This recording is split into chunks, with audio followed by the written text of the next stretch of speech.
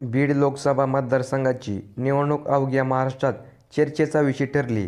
तेथून विजयी झालेले 53 वर्षाचे बजरंग मनोहर सोनवणे उर्फ बाप्पा हे साखर उद्योजक आणि दुग्ध व्यावसायिक आहेत. येडेश्वरी ॲग्रो ही सर्वात जुनी कंपनी आहे. ती 2007 मध्ये स्थापन करण्यात आली होती. सुरुवातीपासून ते स्वतः आणि त्यांची सुविध पत्नी सारिका सोनवणे हे दोघेही कंपनीचे संचालक होते.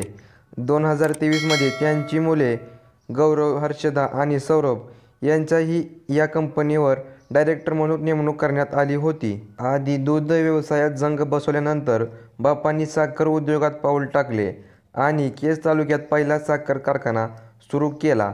त्याची क्षमता सध्या 6500 TCD आहे. तसेच बार्शीजवळ आर्यन शुगर हा 2500 TCDचा दुसरा कारखाना त्यांनी सुरू केला. संकल्प ग्रीन एजन्सी 2016 ला सुरू करण्यात आली आहे. तिचे कार्यालय मात्र सोलापुरात आहे. 10 वर्षांपासून ते साखर कारखानदारी उत्तमपणे चालवतात. सोनवणे यांचे वार्षिक उत्पन्न 2024च्या प्रतिज्ञापत्रात नमूद केलेल्या माहितीनुसार बाप्पाचे वार्षिक उत्पन्न 3,36,00,000 आहे. ते त्यांनी 2022 ते 2023 आर्थिक वर्षात दाखल केलेल्या आयकर वितरण पत्रात नमूद केले आहे. 2017-18च्या वितरणात हे 43,82,000 एवढे नमूद केले होते. म्हणजेच त्यांचे वार्षिक उत्पन्न 5 वर्षात सुमारे 8% वाढले आहे. बजरंग उर्फ बाप्पा सोनवणे यांचे मूळ गाव केज तालुक्यातील सारणी आनंदगाव आहे. ते या गावचे सरपंच देखील राहिले आहेत. माजी मंत्री धनंजय मुंडे यांचे कट्टर समर्थक म्हणून ते ओळखले जात होते.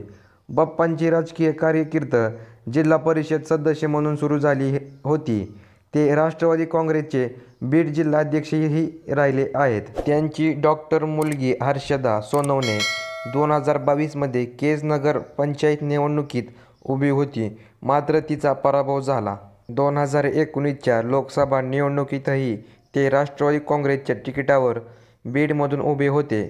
मात्र पंकजा यांच्या छोट्या भगिनी भाजप उमेदवार डॉक्टर प्रीतम मुंडे यांच्याकडून त्यांचा सुमारे 2.25 लाख मताने पराभव झाला होता. 2024च्या लोकसभा निवडणुकीत त्यांनी भाजपच्या उमेदवार पंकजा मुंडे यांचा पराभव करत खासदार झाले होते. सोनवणे यांचे दोन्ही कारखाने खाजगी आहेत.